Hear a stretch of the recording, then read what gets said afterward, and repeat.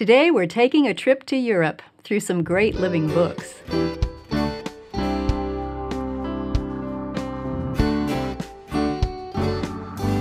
Welcome to the Simply Charlotte Mason podcast. I'm Sonia Schaefer. Today I want to share a few more geography books with you. Books that will take your student there in his imagination, which is what we want our geography books to do. We've already looked at some great geography books for several regions of the world. I'll leave a link in the show notes to those other reviews. Today, I'll be sharing books about Europe.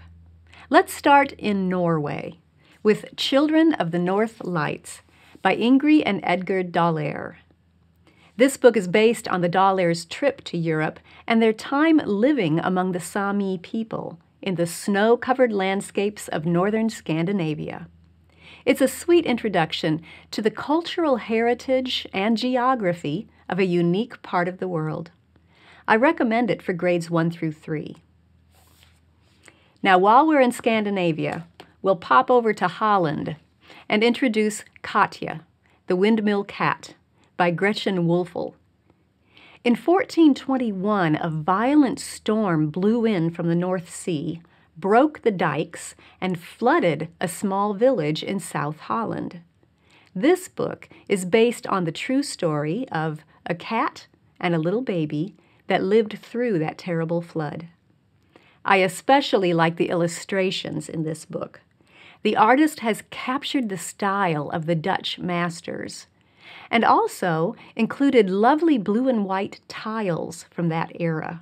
It's a sweet story for grades 1 through 3. Next, we'll visit Budapest, Hungary, and a heartwarming book called Hannah's Cold Winter by Trish Marks. It's based on a true story of a family who loved to visit the zoo, and especially the hippopotamuses there. Those hippos were famous and special to the entire city. So when hard times came, in the form of a difficult winter during World War II, everyone was concerned about saving the hippos from starvation. This is the story of how the townspeople worked together to make that happen. I recommend it for grades 1 through 3. All right, let's head over to Italy. I have 2 books set in Italy. The first is Orani, My Father's Village, by Claire A. Nivola. This is a collection of memories that the author shares from yearly visits to her father's relatives in a little village on the island of Sardinia. The text is simple, yet quite living, and the pictures are detailed. In the back is a note from the author telling more about her father's move from Orani to America. There's also a map of Sardinia to help you locate just where the village is. Now, one note for parents. This book contains a reference to a death and a funeral. If those aspects of Italian village life would bother your child, you can use Dancing on Grapes by Graziella Pacini Buonanno to introduce Italy instead. Dancing on Grapes is a story about Claudia, a little Italian girl who's finally big enough to help crush the grapes with her cousins during harvest.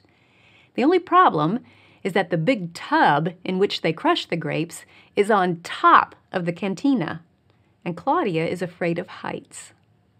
It's a sweet story of family love and growth. Check your library or a used bookseller for both of the titles set in Italy.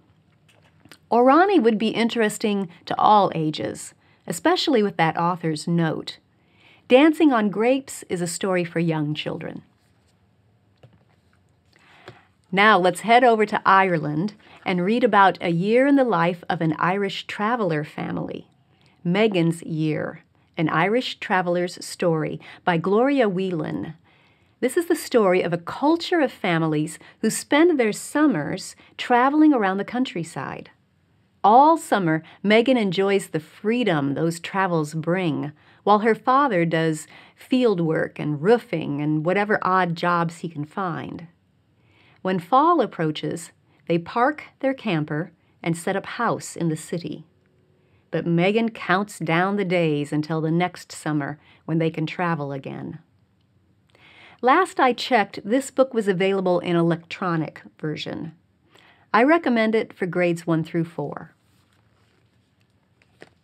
In 1869, Theodore Roosevelt's family took a year-long trip through Europe. Teddy was 10 years old, and he kept a journal of what he saw and experienced and thought about it all. This book, My Tour of Europe, by Teddy Roosevelt, age 10, edited by Ellen Jackson, contains some of his most interesting entries in his own words. The illustrations are wonderful, and they help set the context for the journal entries. Additional notes offer ideas about keeping a journal of your own, about Theodore Roosevelt's spelling, and about his becoming president when he grew up.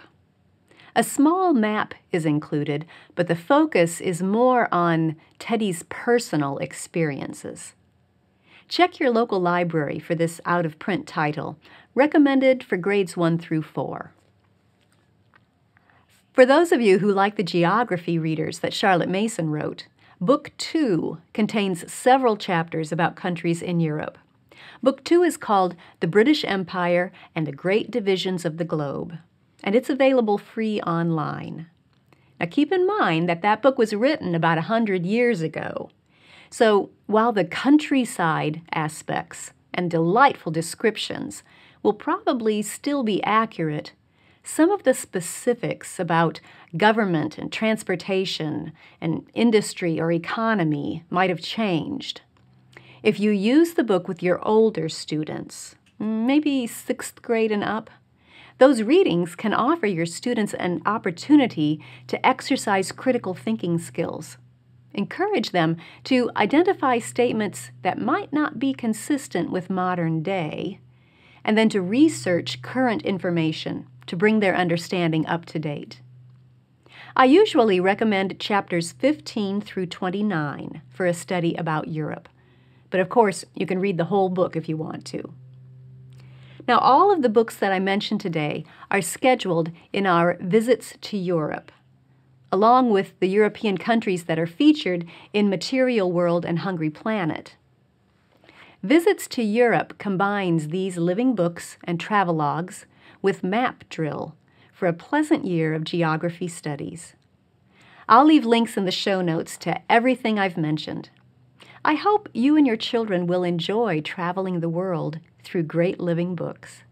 Thanks for joining me. I'll see you next time.